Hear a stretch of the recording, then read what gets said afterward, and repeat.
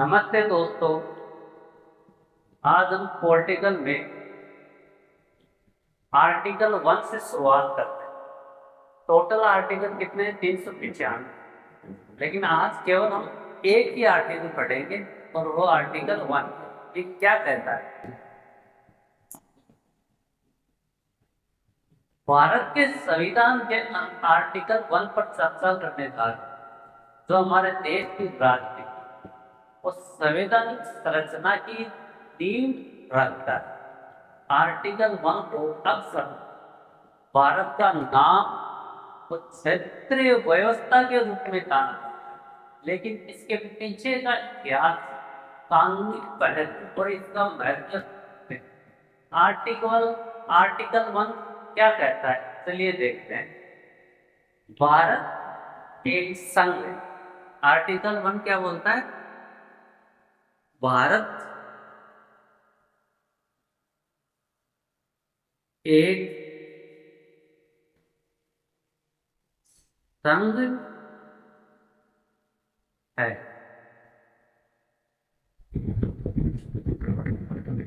जिसे भारत या इंडिया कहा जाएगा।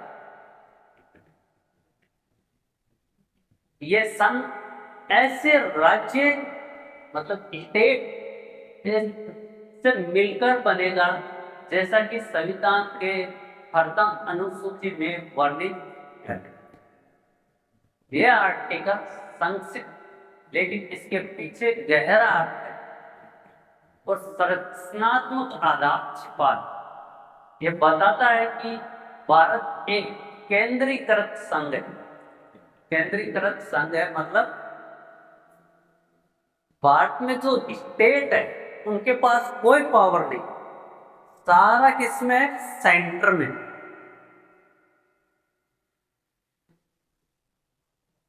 केंद्रीकृत का मतलब है सब कुछ सेंटर के पास,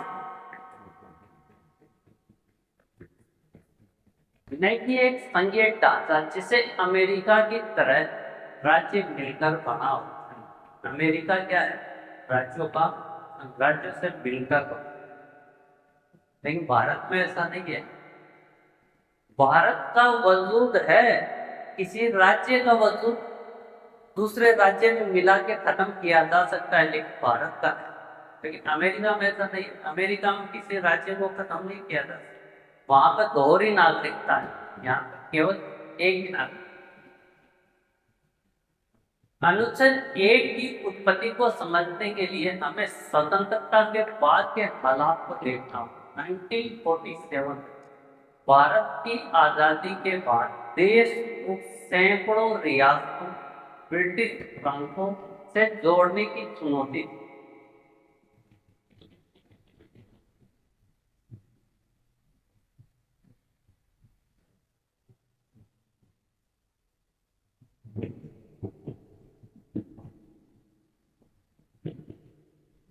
को जोड़ने की जो चुनौती थी, इसका समर्थन किसने किया? दो और सरदार वल्लभ भाई पटेल। इन रियासतों को एकीकृत करने में महत्वपूर्ण भूमिका निभाई। संविधान सभा ने 1949 में 1949 में और संविधान सभा में इस अनुच्छेद को अंतिम रूप दिया।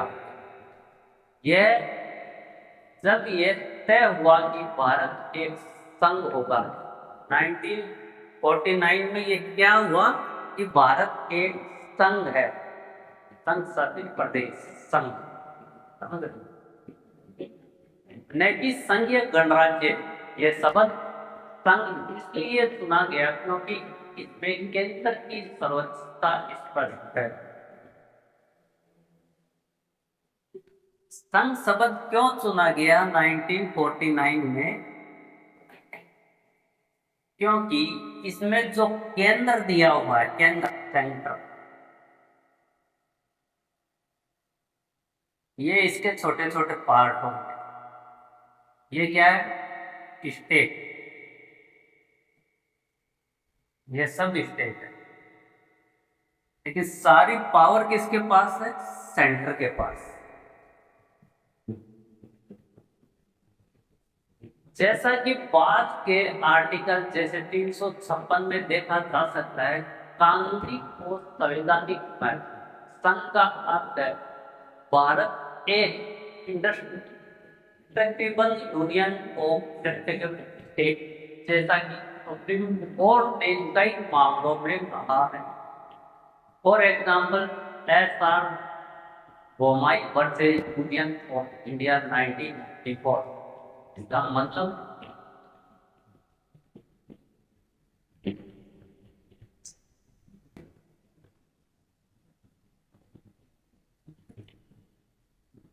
इसका मतलब है कि राज्य अपनी सीमाओं को बदलने या अलग होने का अधिकार नहीं है। जो स्टेट, जो राज्य है, वो अपनी सीमा ना तो बढ़ा सकता है, खुद से अपनी मर्जी से ना घटा सकता है। ये अधिकार उसके पास नहीं है। ये अधिकार उसके पास है केवल केंद्र के पास। जो सेंट्रल गवर्नमेंट है, सेंटर, वही किसी राज्य का निर्माण कर सकती है या उसको खत्म कर सकती है या उसकी सीमाओं में कम और ज्यादा बढ़ा भी सकती है, घटा भी सकती है।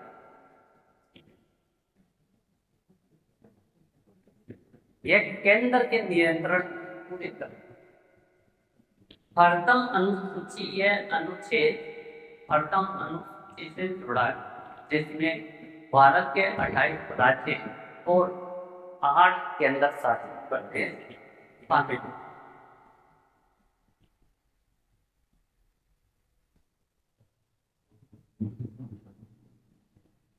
8 केंद्र शासित प्रदेशों की सूची दी गई। यह सूची समय समय पर संसद द्वारा घोषित की जा सकती। आर्टिकल 4 कहता है अमेरिका में राज्य स्वतंत्र इकाई में है। इसका मतलब है अमेरिका में जो राज्य है उनकी भी नागरिकता है, मतलब दोहरी नागरिकता, स्वतंत्र है, वो सेंटर के अधीन नहीं।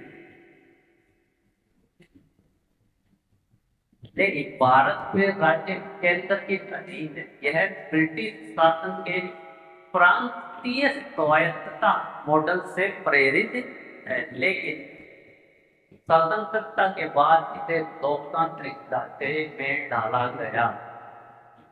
राज्य पुनर्गठन और संशोधन 1956। राज्य पुनर्गठन अधिनियम के बाद भाषा के आधार पर राज्यों का गठन हुआ। जैसे आंध्र प्रदेश, तमिलनाडु। 2014 में तेलंगाना का निर्माण इस प्रक्रिया का नवीनतम एग्जाम्पल। आर्टिकल 3 और 4 के तहत केंद्र सरकार नए राज्य की सीमा बना भी सकती है, घटा भी सकती है, या मौजूदा दो राज्यों का विभाजन कर सकती है, बशर्ते राज्य विधानसभाओं की सहमति हो। एक केंद्र की शक्ति को तक इसमें क्वेश्चन कैसे पूछ सकता है, एग्जाम में कैसे कर सकता है। फॉर एग्जाम्पल, जैसे क्वेश्चन कर लिया, भारत को संघ क्यों कहा जाता है, न कि संघीय गणराज्य। इसके पीछे के कारण का विश्लेषण की क्या भारत को संघ क्यों कहा जाता है। भारत में केंद्र की सर्वोच्चता और एकता बनाए रखने के लिए संघ तो शपथ उसका चुनाव किया।